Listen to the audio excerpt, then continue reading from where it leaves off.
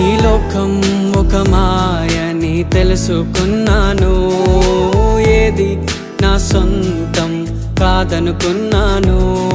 ఈ లోకం ఒక మాయని తెలుసుకున్నాను, ఏది నా సొంతం కాదనుకున్నాను. తప్పిపోయిన కుమారుని నేనైతే, నా కొరకై నిరీక్షించే తండ్రి నా యేసు. తప్పిపోయిన కుమారుని నేనైతే, నా కొరకై నిరీక్షించే తండ్రి